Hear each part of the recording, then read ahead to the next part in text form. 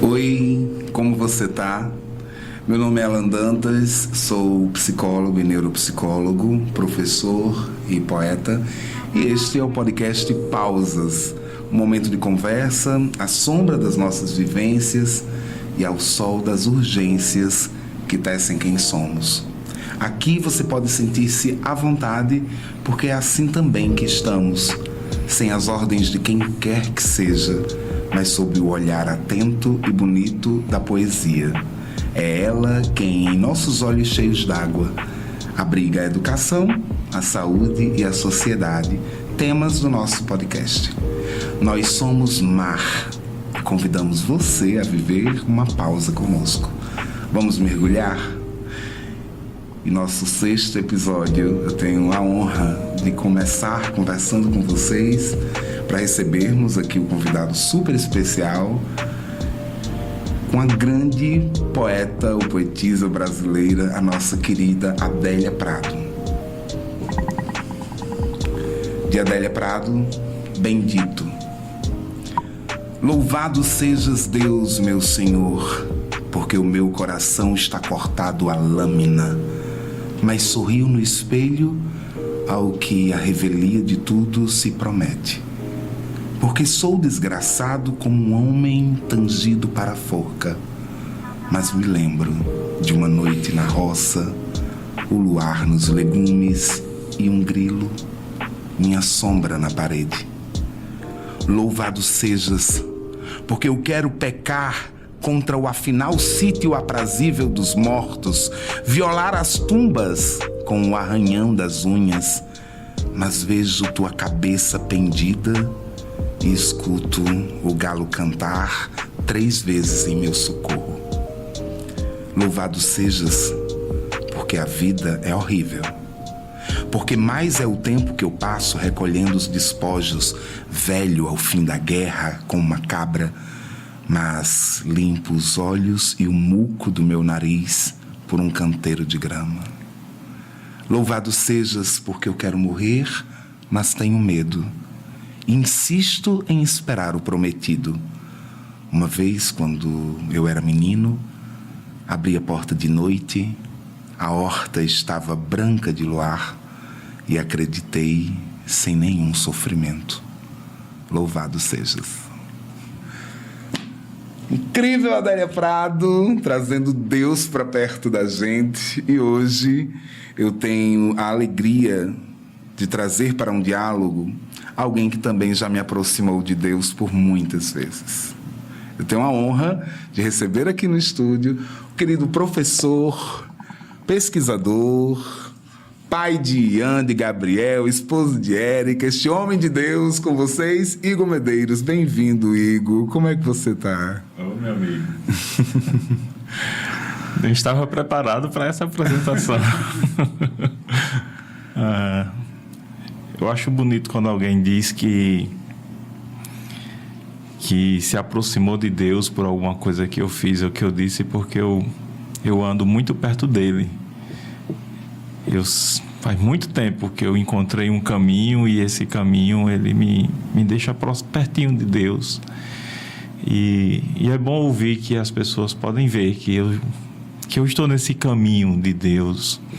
Apesar de que a religião muitas vezes diz que eu não estou no caminho dele, mas eu não estou mais ligando para isso.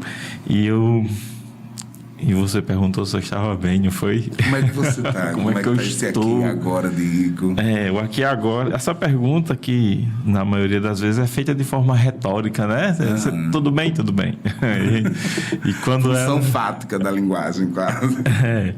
E quando ela é feita de verdade, a gente tem que parar um pouquinho para pensar, né? Como é que eu estou, né? E tudo é muita coisa, né? Está tudo bem é dizer muita coisa, é dizer que tudo está bem e tudo não está bem, né?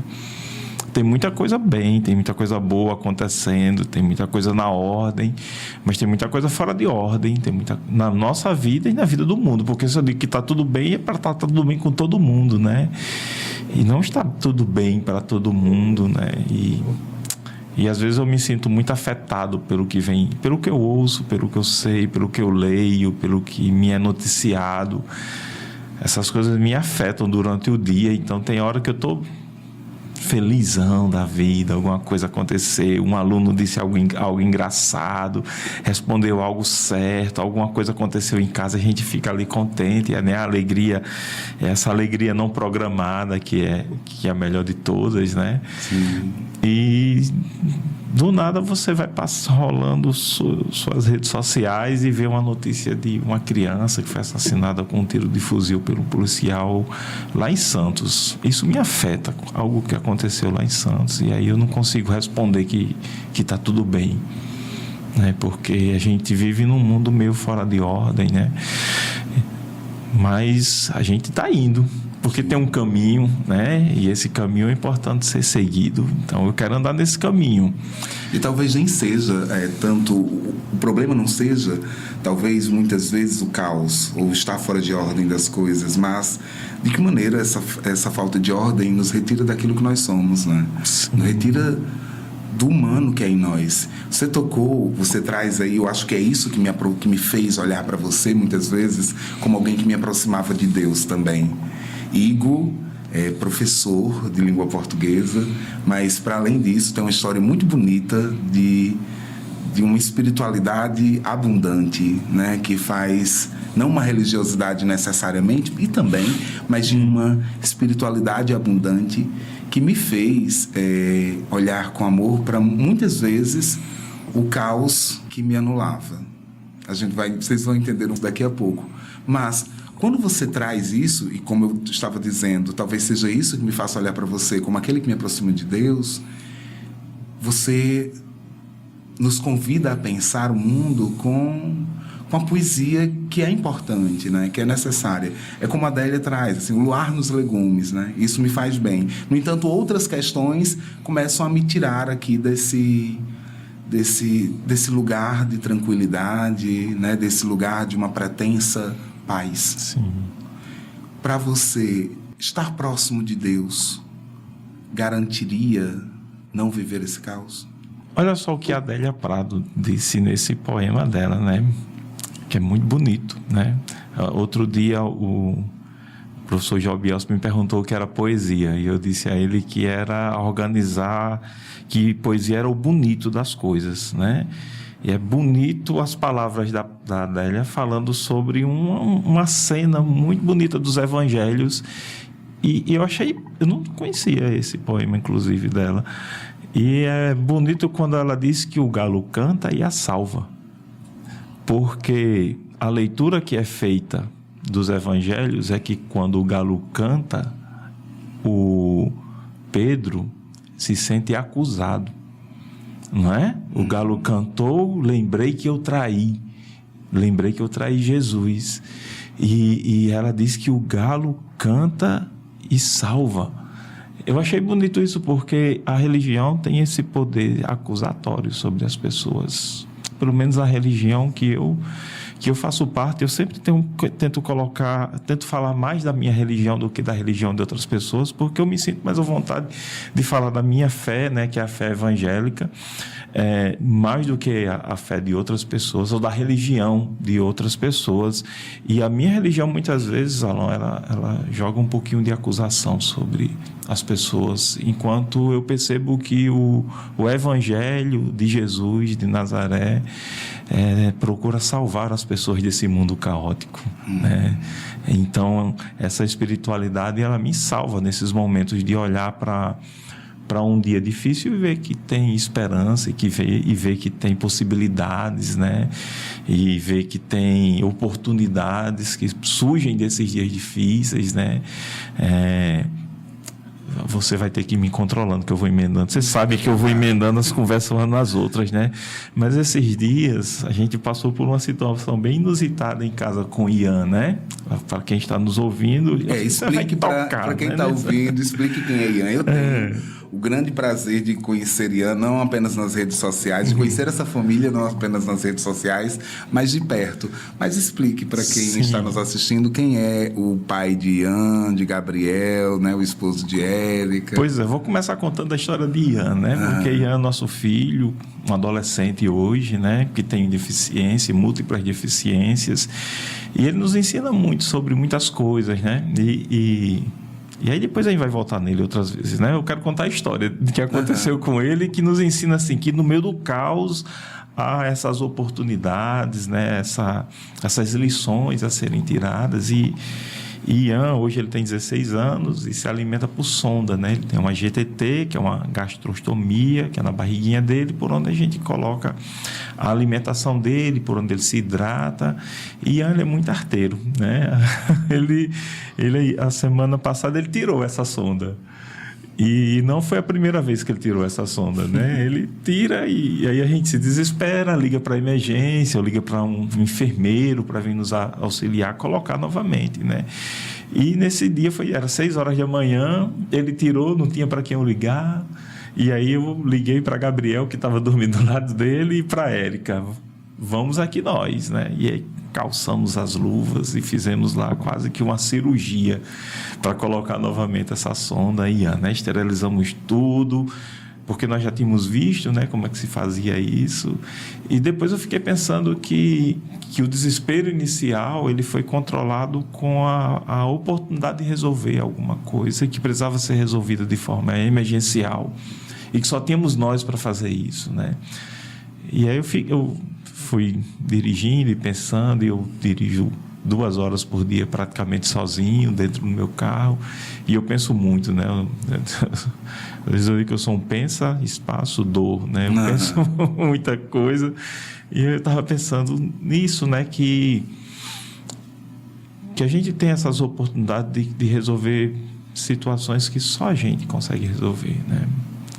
E isso é uma dádiva, de certa forma, né? Eu olho para esse caos com um olhar de gratidão. Obrigado, porque essa situação me fez enxergar algo que eu não enxergaria em outro momento. Obrigado, porque nessa dificuldade foi me dada a oportunidade de crescer, né? De desenvolver alguma habilidade, ou até de se conhecer, né? É quando eu pensando isso, né? E expressando isso, a gente vai aprender muito com você isso, né? Que falar nos ensina, né? E falar da gente mesmo ensina muito pra gente mesmo, né? Isso de se ouvir, né, tem sido um divisor de água muito importante na minha vida, né? Eu mesmo vivendo uma espiritualidade que eu considerava bacana, ainda me sentia muito culpado de muitas coisas. E começar a me ouvir, né, a escrever e ler, mas não é ler só com os olhos, né? É ler em voz alta, como se estivesse lendo um poema da Adélia. Ouvir essa voz que está dentro, né? Ela nos ajuda profundamente, né? Em muitos aspectos da vida. Nesse poema de Adélia há uma certa revolta também, sim, né? A gente percebe uma certa revolta do quanto ela diz: olha, estou cansado desse mundo, ou enfim, eu quero morrer, né? E por aí vai. Mas ela, ao se aproximar de Deus, quando ela coloca louvado sejas, por isso também, ela começa o eu lírico se percebe como alguém que esperança no meio de todas essas dores. Essa revolta, ao longo da sua vida, assim, ao longo da sua lida, com as dificuldades que precisam ser reconhecidas na tarefa do cuidado com Ian e com os seus, ela apareceu com frequência? E como é que você lida assim, com isso até hoje? Olha, por incrível que pareça, assim, a gente tem... por incrível que pareça, porque eu compreendo quando alguém sofre com situações parecidas com a minha. Eu consigo compreender que um pai e uma mãe de um filho com deficiência, ele enfrenta várias dificuldades na vida, né?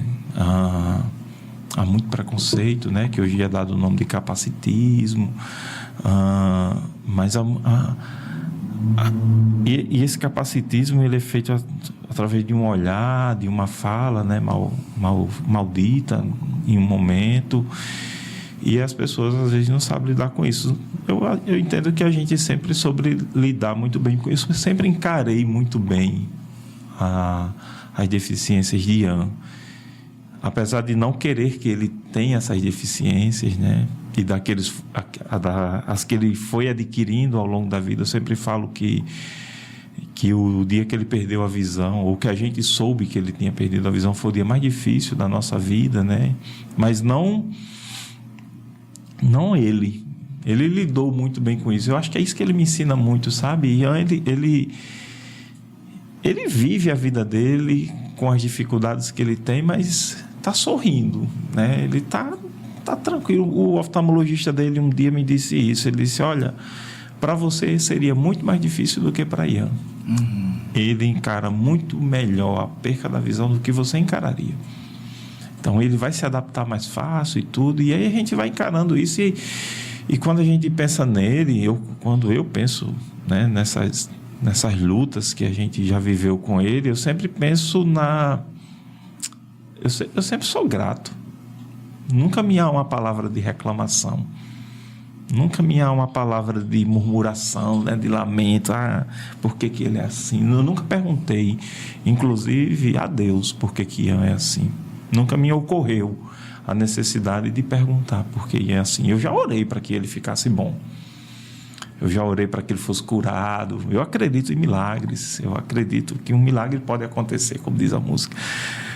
Mas eu nunca, assim, ao não ser respondido com o milagre que eu desejaria, né, me voltei para Deus e disse: oh Deus, você faz para outras pessoas e não faz para o meu filho, por quê? Nunca me ocorreu essa necessidade de perguntar a Deus por que ele não fez para Ian ou para mim, né? É interessante, Alan, porque assim, quando... Outra coisa que eu preciso dizer, né? A gente vai conversando, eu penso que eu estou conversando só com você, já esqueci as câmeras. Fica à vontade. Eu já fui pastor evangélico, né? Por alguns anos da minha vida, exerci o ministério pastoral, sou formado em teologia. Quantos também. Anos? Uns 10 anos. 5 anos foi em Macau, né? Numa igreja batista em Macau, retornamos para a Sul. Macau foi minha primeira experiência, né? E aqui nós tivemos passamos por algumas congregações. Uhum. E eu já tive a experiência, né, religiosa de orar por uma criança que tinha convulsão. E essa criança fica boa. Se foi pela minha oração, pelas medicações, eu não sei. Eu sei que nunca mais essa criança teve convulsão. E a mãe dela até hoje me fala comigo, olha, Carlinhos, o nome da criança, nunca mais, depois daquele dia que você colocou ele no colo e orou, nunca mais ele teve uma convulsão. E eu já orei por Ian durante convulsões dele, né? Ele tendo a convulsão, eu digo: meu Deus, chega aqui. E a oração não resolveu. Quem resolveu foi o médico do SAMU, que eu precisei ligar para ele vinha até a minha casa aplicar uma medicação para essa crise passar. Mas aí eu olho para o médico do SAMU como Deus chegando na minha casa e aplicando uma medicação em Ian ficando bom, né? Eu consigo ver Deus em muitas coisas, em muitas pessoas, em muitos gestos.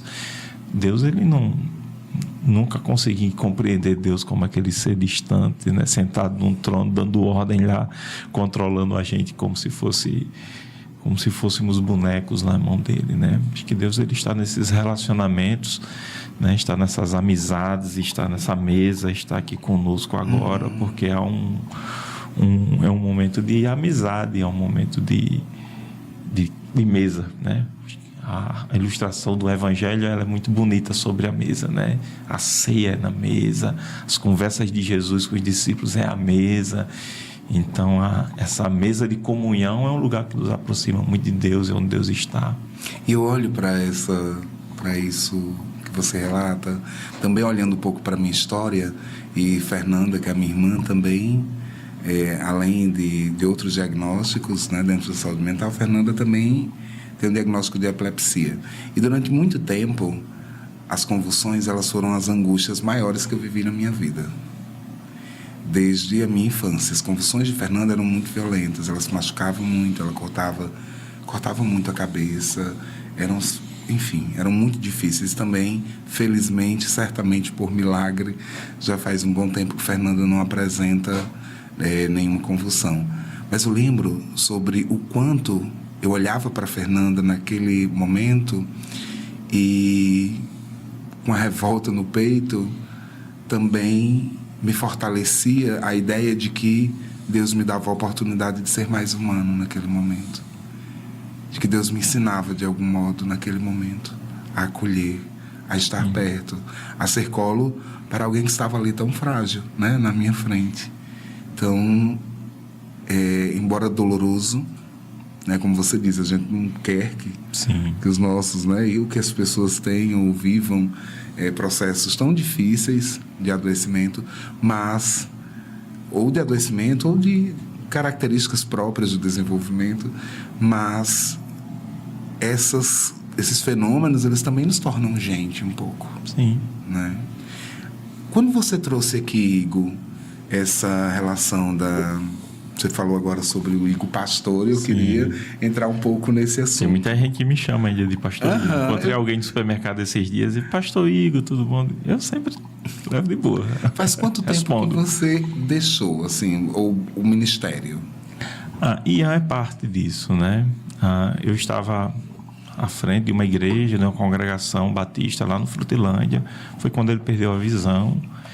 E aí eu decidi, né, que Ian seria meu rebanho e que eu não iria mais cuidar de uma igreja e iria me dedicar a cuidar dele, né? E aí, em família, nós resolvemos isso. E aí eu saí da igreja porque eu não conseguia conciliar os cuidados com ele com os cuidados que eram necessários estar, né, na igreja. E eu vivia isso de forma integral, né? Eu era sustentado pela igreja,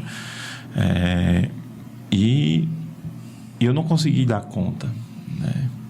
E aí eu cheguei para o pessoal da igreja, para a liderança e para todo mundo e disse: olha, a partir de agora eu vou cuidar de Ian. Ian é meu ministério, né? E aí larguei, né? Que a gente não tem batina como os padres, então não sei nem o que eu larguei. Eu larguei o púlpito. E aí, mas de lá para cá eu nunca perdi a fé, né? E aí a gente parou de frequentar por muito tempo a igreja, né? De ir ao culto dominicalmente,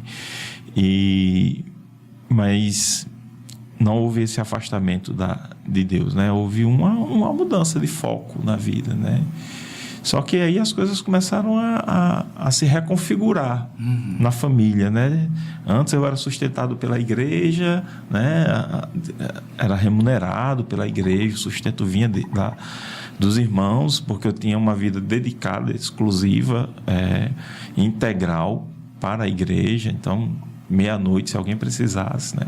Um casal está brigando e pastor Igor, a gente vai se separar. Digo, peraí, meu irmão, separa agora não, que a gente vai aí para conversar e tentar esses aconselhamentos, né? E tudo que envolve a vida pastoral. E como tudo isso se reconfigurou-se, eu precisei pensar o que fazer da vida, né? Eu não vou ser só cuidador de Ian para o resto da vida. Tem outras coisas para serem feitas. Aí foi quando eu voltei para a faculdade, né? E aí cursei letras e me formei. Essa escolha se deu como? Essa escolha se deu faz muito tempo, cara. Antes da vocação pastoral, eu prestei vestibular na UERN para o curso de letras. Eu sempre gostei muito de ler, sempre gostei muito de poesia, e desde a minha adolescência, na escola, né? E aí eu fiz o vestibular, passei. Só que aí eu estava recebendo um chamado, né, divino para o ministério pastoral. Assim eu entendi a época. E não deixei de entender dessa forma. Eu entendo que o ministério pastoral é um chamado de Deus para algumas pessoas que se sentem vocacionadas a exercer isso. E aí, em vez de fazer a faculdade, eu preferi fazer um seminário teológico. E aí eu cursei 4 anos de teologia em Mossoró, ia e vinha todos os dias no ônibus, como todo estudante, né? No diocesano? Não, num seminário teológico de uma igreja batista, né? Que é em Mossoró. E aí é um curso de bacharelado que tem lá. E aí me formei em teologia e antes de me formar mesmo já fui chamado para a igreja batista lá de Macau, para onde foi meu primeira experiência ministerial, né? E quando essa vida se reconfigurou, né? Eu estava falando, faculdade de letras, vou fazer o Enem. E aí fiz o Enem e coloquei lá as 2 opções, letras, língua portuguesa, letras, língua inglesa, né? Apesar de não querer esse negócio do inglês, a estratégia era passo para inglês, depois eu peço para transferir a matrícula para português. E aí passei, foi uma alegria assim, muito grande, me identifiquei muito com o curso. Você fez o curso aqui na UERN-Biaçu. Que para mim, devo deixar aqui bem claro, não é porque a UERN participa da minha vida de longa data, mas para mim é o melhor curso de letras do mundo. E eu peguei a época de ouro. Né? Eu peguei a época que... Não que a sua época também não tenha sido dourada, né? Provavelmente foi tanto quanto. Mas eu lembro que tinham 10 doutores no departamento, né? E isso era muito enriquecedor para a gente, aluno, né? E eu tenho essa mesma palavra de gratidão que você tem pela UERN, porque eu saí do curso de letras assim, preparado, não é vaidade, não é soberba e não é algo só meu, é uma construção que os meus professores fizeram na minha vida. Eu saí da UERN preparado para uma sala de aula, para dar aula, né? E essa, eu acho que tal... Não pode dizer, né, que ensinar é uma vocação, mas, cara, para mim é também, sabe? Eu adoro ensinar. Eu acho que a gente pode dizer sim. Eu acho que a gente pode dizer tanto que ensinar é uma vocação, quanto ensinar também é um sacerdócio, né? Também é um ministério. E eu lido com isso. Eu lido assim. Hoje você está atuando como professor de língua portuguesa. Como professor de língua portuguesa em 2 escolas. Já tive a alegria de voltar, né, ao UERN para ser professor substituto, que foi uma experiência assim, daquelas que a gente fica orgulhoso, né, de ter feito. Mas hoje eu sou com muito orgulho também, tenho muita satisfação ensinando no ensino médio e no ensino fundamental, né, que é onde eu gosto muito, né, do espaço, do ambiente escolar, da sala de aula. O tempo para e eu não trabalho, eu me divirto mesmo com o momento de sala de aula. Eu adoro ensinar. As pessoas não entendem, né? Muitas vezes quando um professor traz essa experiência. Você sabe que eu sou professor há não sei quantos anos, mas acho que há 20 anos... por aí, né? Há mais de 20 anos, na verdade. E quando eu lembro de uma experiência, quando eu estava no educandário, acho que com 5 anos dando aula, 4 anos por aí, eu fui para um congresso em Natal, das escolas Proneves, né? E eu lembro que lá eu fiz um relato de uma experiência vivida no educandário Nossa Senhora das Vitórias, de um projeto pedagógico que foi o Nética, que era um projeto que pensava, naquele tempo, meu Deus, não lembro o ano, mas enfim, era há muito tempo atrás, que pensava a ética na internet. E também experiências de produção, de escrita desses alunos na internet. E esse projeto era tipo assim, era a veia mais forte do meu coração. Eu amava aquilo ali. E eu via de maneira muito esclarecida assim, o quanto os alunos participando do projeto cresciam em valores, cresciam em aprendizados, cresciam como leitores. E eu cheguei muito animado, né, para falar sobre isso no congresso. E lá eu lembro que levei um balde de água fria de um professor que olhou para mim e fez: faz quanto tempo você está dando aula? E eu disse: 4 anos, 5 anos, não lembro bem. Ele disse: deixa passar os 10 anos, né? Mas passaram-se os 10 anos. E a minha experiência é essa, justamente. Eu te entendo. Assim, quando eu entendo você, quando você me diz que a sala de aula é esse lugar gostoso de estar. Sim. Porque também para mim foi. Tem as dificuldades, né, inerentes da profissão. Eu não gosto do sistema, de preencher sistema. Diário. Planejamento. A gente planeja. A gente sempre está planejando, né? Mas aquele planejamento na planilha... todas essas coisas também. Reunião... jornada pedagógica. Um dia eu ainda vou ser secretário de educação e vou trocar esse nome para encontro pedagógico, porque a palavra jornada já me dá uma... Cansaço. Me dá uma angústia. Meu Deus, eu vou correr quantos quilômetros? Jornada pedagógica. Eu brinco muito com o pessoal da pedagogia. Esses termos que às vezes, né, poderiam ser...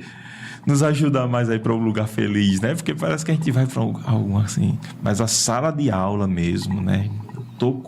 Começou a aula.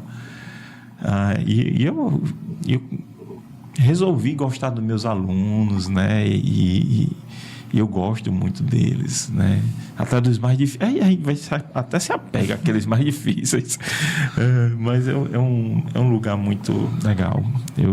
Hoje, inclusive, lá na hora do intervalo, né? Na sala dos professores, alguém disse que a secretaria, o órgão lá ia enviar algum projeto, né? Porque esses projetos precisam ser desenvolvidos no chão da escola. E aí eu até falei que eu não gosto desse termo chão da escola, né? Parece que eles desenvolvem as coisas, vamos jogar ali no chão da escola, né? A gente tem tantas palavras bonitas para colocar aqui, universo escolar, né? Espaço de aula, mas a gente vai ao chão da escola. Eu entendo até o termo usado, até Paulo Freire usa esse termo, então entendo, né?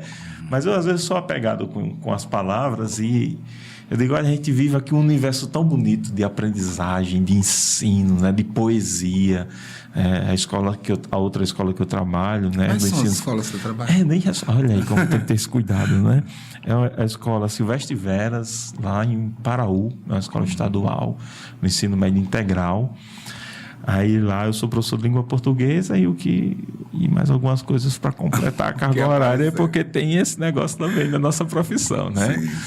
E é importante. Eu gosto de dar aula de arte, né? Uhum. A aula de arte eu ainda acho legal. Agora, as outras coisas, às vezes, eu fico meio, vamos lá, sendo bem... E eu digo para os meninos, olha, essa disciplina aqui... a gente faz o máximo para levar para a língua portuguesa também. Uhum. E aí, à tarde, eu sou professor lá pela manhã, e à tarde eu sou professor na escola Hermenegildo Bezerra de Oliveira, que é aquela escola bonita quando a gente vai para Mossoró, né, que fica mais da BR-304. No Palheiros 2. No Palheiros 2, lá ensino fundamental do 6º ao 9º ano. Né? E aí é algo assim que eu me descobri no ensino fundamental 2. Eu sempre tive na minha cabeça, eu vou ser professor universitário. E um dia quero chegar lá. Mas eu queria chegar lá mais rápido. Hoje eu estou curtindo, né, o ensino fundamental. Me identifiquei muito com as turmas de 6º ano, que para muitos professores, assim, a palavra é ruim, mas eu vou usar um terror. Para alguns professores é um terror 6º ano, né? Mas é uma turma que eu gosto de dar aula no 7º. Aí hoje a gente tem esses meninos que vão para o IF, né? Que fazem esse exame de seleção. Eu gosto de incentivar isso, né? De preparar aulas especiais para isso, né? Eu acho muito bom. E a localização, olha como é significativo pensar que uma escola às margens da BR-304, às margens de fato, sim, consiga produzir, encontrar gente apaixonada pela educação, né? Mas que consiga produzir o fazer as pessoas sonharem dessa forma, né? É bonito ver isso acontecendo, né? Demais. Lá você desenvolveu um projeto que eu tive acesso pelas redes sociais e que me encantou muito. Fala um pouquinho pra gente desse projeto. O Versos da Terra, né? Também fico muito orgulhoso. Mas não é do que eu fiz, eu sempre fico muito orgulhoso do que aqueles meninos fizeram, né? De coisa que, inclusive, eles não acreditavam que conseguiam fazer. No início do ano, a coordenação perguntou se alguém tinha algum projeto para desenvolver durante a escola. E era o meu último semestre na escola, né? Eu sou professor contratado e seria meu último semestre na escola. Meu contrato ia até junho. Eu digo, tem um projeto engavetado aqui, eu acho que dá certo aplicar. Aí, no dia seguinte da jornada, eu levei o projeto, né, montei uma apresentação e aí disse aos meus colegas que era um projeto voltado para a poesia e os meninos iriam escrever um livro. E assim, eu não senti muita firmeza no livro. E quando eu fui explicar o projeto para os meninos, apresentar o projeto para os meninos, para todas as turmas, era um projeto para toda a escola, as turmas do 6º, do 7º, do 8º e 9º ano, e que eu dizia, olha, vocês serão escritores de livro, no final nós iremos produzir um livro. Os meninos olhavam para mim meio atravessados, assim, como que dissesse, professor, nós não vamos escrever esse livro, não. E eu levava livros para a sala, né? Que foi algo que eu aprendi com o professor Valdir, que é o professor do IFRN, logo nas minhas primeiras angústias, assim, no 6º ano, inclusive, muito barulho. Eu não conseguia ter o domínio, que se chama, outra palavra ruim, né? Conseguia ter o domínio da turma. E aí o professor Valdir, assim, leia para eles. Se eu ler, eles não vão dar. Vá para o meio da sala e leia para eles. E eu comecei a fazer isso, sabe? E comecei a ver assim que silêncio, escuta, eles prestavam atenção. Às vezes a gente subestima, não é, cara? Nossos alunos. A gente acha que a gente já vai julgando, né? Eles não vão gostar. E aí eu sempre andava com livros, vocês vão produzir um livro assim, igual a esse. E aí a gente começou a desenvolver o projeto, que era primeiro de ouvir muita poesia. Então eu lia muitos poemas, principalmente os poetas de Açu. Então eu levava Renato Caldas para ler para eles lá, Sadona, Festa Mercê, né? E começava e que palavras são essas, professor? Palavras de antigamente, né? Não são mais do nosso uso.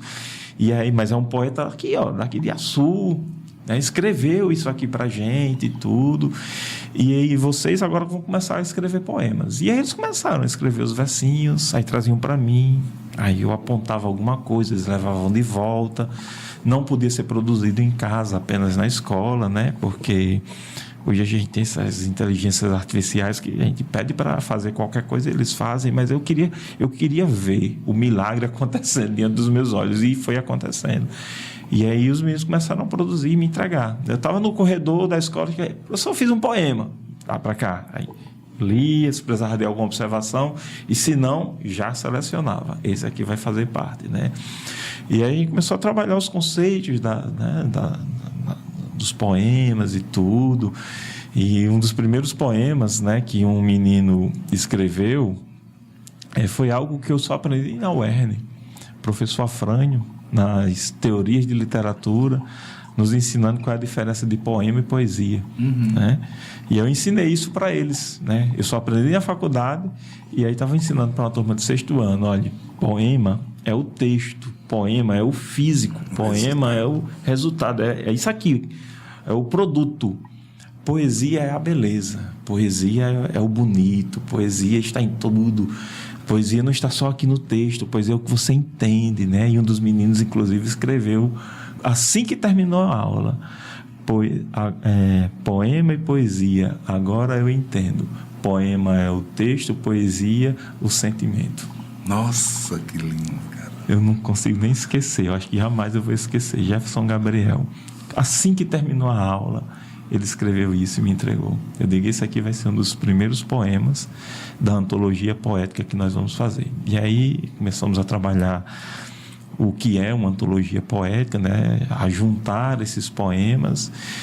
E o tempo foi passando e eu me envolvendo, porque também não é só, a gente só pode trabalhar a poesia. Dentro da sala de aula tem os conteúdos, né? Tem as habilidades a serem desenvolvidas. Tem tudo aquilo que derruba a poesia no meio do caminho. Tem os verbos, tem tudo aquilo. Tem a gramática. E aí, quando eu menos percebi, já era maio. Eu digo, meu Deus, como é que a gente vai lançar esse negócio? E entrei em contato com algumas editoras, mas algo assim muito demorado, daqui a 2-3 meses, mas encontrei aqui em Açu uma gráfica, né, que disse que conseguia me entregar a quantidade de livros que a gente iria produzir. E aí a gente organizou, né? Terminamos os textos, revisamos, enviamos para a gráfica, ele entregou. E a gente organizou lá na UERN, no auditório da UERN, né? Um momento que foi um momento muito leve, né? Eu achei bonito essa expressão que algumas pessoas, ao encerrar o evento, disseram: ah, que evento leve foi esse, né? Nós levamos todos os autores, né? São 30 e poucos autores, para o auditório da UERN, e aí toda a escola estava presente, os pais dos alunos, alguns outros estudantes de algumas escolas aqui. Nós tínhamos mais de 300 pessoas ali naquele auditório, junto com o pessoal da Secretaria da Educação, e fizemos o lançamento. Eles deram autógrafo, eles foram aplaudidos, né? E é disso que eu fiquei orgulhoso, né? Eu fiquei orgulhoso do que eles foram capazes de realizar. E eu acredito que também é essa sensação de pertencimento, né? Ao chão da escola. Sim. Mas ao chão da vida, né? Ao mundo da vida desses alunos. Porque é algo que só muitas vezes é paradoxal pensar a sua terra da poesia.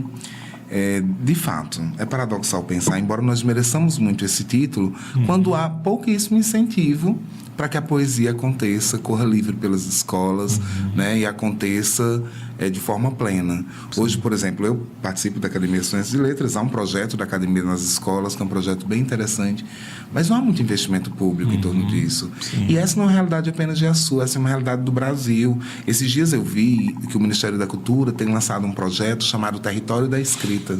Territórios da Escrita, é algo assim, em que é o curso gratuito para a formação de novos escritores, né? E eu fiquei muito feliz, assim, muito animado. Existem projetos da Casa Sueli Carneiro, né, direcionados a fazer com que as pessoas que olham para a escrita como uma realidade inacessível possam perceber e encontrar na escrita um lugar de transformação. Sim. Né? Um lugar de poder dizer. Sim. Né? O eu lírico dos poemas, do Versos da Terra, são eles mesmos. Eles falaram sobre a história deles. Então, assim, a Escola Hermenegildo Bezerra atende toda a zona rural que fica às margens da BR, né? Do Palheiros ao sítio Piató, até Trapiá, que é bastante distante. Então, eles falaram sobre a vida deles, né? Eles falaram sobre a roça, sobre o plantio, sobre a chuva, mas também não só sobre o ambiente, falar sobre o gosto pessoal, sobre futebol, sobre o Flamengo. Alguns que são da igreja falaram sobre sua fé, né? Então, o que eu achei bonito, né? O que há de bonito no texto deles é não só essa aprendizagem, mas esse pertencimento, né? Esse poder dizer: eu tenho orgulho de ser daqui, né? Eu sou do Palheiros 2, né? Eu sou estudante do Hermenegildo, né? Eu aprendi aqui, né? Então, eu acho tudo isso muito bonito, sabe? No escrito desses meninos. Por isso que me dá muito orgulho. E eu acho que eu nunca mais vou fazer um igual. Posso fazer outros, mas esse projeto foi muito bonito, assim, foi... E o que só comprova o quanto ser professor também é sacerdócio, né? Sim. Porque ser professor, ser educador, é também esse ministério, no sentido de chegar a alguém, oferecer a ele a oportunidade de ser para além do que lhe foi indicado. Uma das coisas que quando eu falo para outros colegas causa um espanto, né? Porque tudo que a gente faz em escola de aula, em sala de aula, o menino pede ponto, né? Ele vai fazer qualquer coisa. Vale quanto, professor? É aquelas perguntas que o menino sempre faz. Quantas linhas tem que deixar? É para copiar? Vale quanto, né? Tudo eles... É praxe, né? Deles fazer essas... E esse projeto, ele não entrou nessa contabilidade de pontos. Eu nunca cheguei em nenhuma sala de aula, dessas salas, né, que a gente aplicou o projeto, para dizer: o Versos da Terra vale a média do bimestre. Vocês vão ter 2 pontos se colocarem um poema no livro. Em momento nenhum foi falado em nota. E eles foram produzindo, né? E eles foram se percebendo escritores. E aí, hoje, eles contam para os familiares, né? Olha, eu sou escritor de um livro. Aí, se alguém duvidar, quer ver? Ele vai lá, pega o livrinho dele, mostra o nome dele, né? É um livro cadastrado, né? Com ISBN. É um livro, né? E eles são escritores, todos registrados como escritores. Então, é assim que eles se veem, né? E eu... De todas as... Porque também não é... Ser professor não é um mar de flores, né? A gente é mal remunerado, a gente é desvalorizado. Mas essas coisas vão nos pagando, né? Não? Quando a gente vê um aluno que foi bem sucedido numa prova, num exame, né? Ou um aluno que está fazendo a faculdade, né? Eu já ensinei, eu sou um professor, então 20 anos de carreira ainda, chegarei lá, se Deus quiser. Mas eu sou um professor jovem, eu entrei na faculdade já tarde, eu saí da faculdade eu sou bem ruim de data, eu saí da faculdade já faz pouco tempo, uns 4 anos que eu terminei. Eu me formei em 2018, 5 anos, né? Formei em 2019.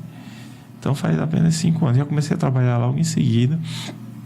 E já tenho alunos que já estão na faculdade, né, desse ensino médio. E é muito legal você receber uma mensagem: professor, passei. Ou professor, sabe aquela aula que o senhor deu tal dia? Caiu na prova do Enem, né? Aquele tema que o senhor trabalhou com a gente... Eu fico muito satisfeito com essa resposta, né, de gratidão, porque eu também sou muito grato aos meus professores. Eu sempre lembro deles com muito carinho. Inclusive, agora escrevendo meus textos de dissertação de mestrado, eu tenho lembrado muito deles. Inclusive, como eu trabalho a poesia açuense, né, a professora Cássia é uma professora que trabalha muito a poesia açuense, Cássia né? Matos. Cássia Matos. A gente vai procurar alguma coisa, encontra ela falando sobre os poetas de Açu, né? Então, é sempre uma satisfação muito grande. Igor, a gente já está chegando pertinho, é incrível como eu vou precisar conversar com o Igor e com o Chocolate para a gente dobrar esse episódio. Mas vamos lá, Igor. Na igreja, esse movimento, se a gente olhou para a escola e pensou como um lugar de exercer o sacerdócio, a igreja foi escola para você? Foi uma escola, e foi uma escola muito difícil. Eu trago muitas alegrias da igreja. E quando eu tenho tempo, eu tenho muita coisa, escrevo muita coisa sobre muita coisa. E não publico a maioria das coisas que eu escrevo. Eu já li algumas coisas bem interessantes. Mas talvez um dia eu ainda termine de escrever sobre o bem que a igreja me fez e o mal que a igreja me fez. É sobre isso que eu escrevo e não mostro a ninguém. A igreja me fez muito bem, Alain. Muito bem. A igreja me ajudou a ser um professor melhor.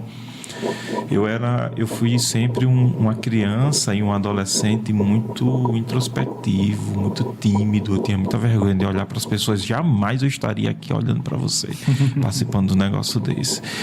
E a igreja me ajudou muito nisso. Eu sou muito grato à igreja por confiar, me dar funções de liderança, né, desses departamentos de igreja de jovens, de música, né. Foi na igreja que eu aprendi a tocar violão. Foi na igreja que eu viajei, que eu saí de Açu pela primeira vez, foi por causa de um evento de igreja. Eu não saía da cidade. E a igreja me levava para congressos, né, fora da cidade. E em vários... Foi na igreja que eu casei, foi na igreja que eu conheci Érica, né? Então, a igreja me fez muito bem. Mas, em contrapartida, a igreja também me fez alguns maus. E bem no plural. Mas eu não digo que é a igreja ou o organismo vivo de Jesus Cristo na Terra. Não é essa a igreja. A religião, ela me provocou alguns traumas. A religião, ela impôs culpa onde eu não tinha culpa. A religião me impôs medo onde eu não deveria temer.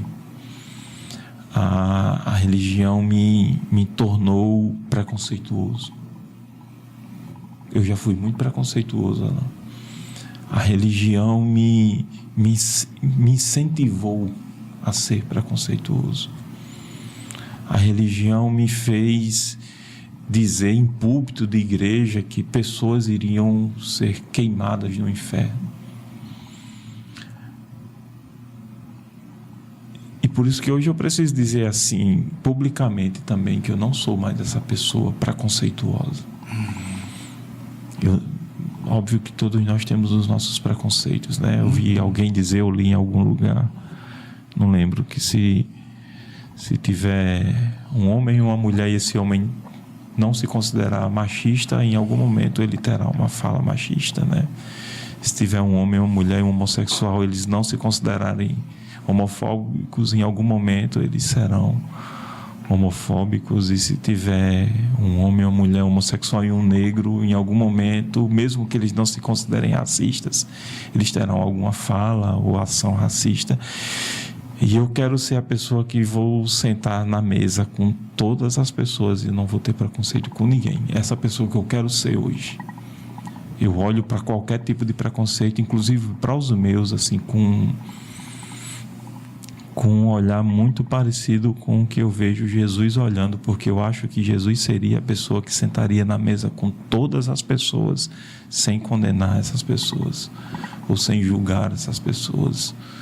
Eu acho que se essa mesa aqui estivesse um negro, homossexual, uma mulher e qualquer outro tipo de pessoa, Jesus sentaria e partiria o pão com todas essas pessoas. É assim que eu consigo ver, ler o Evangelho hoje. Essa é a lente que me foi dada, né? A lente que me foi dada pela religião foi o contrário.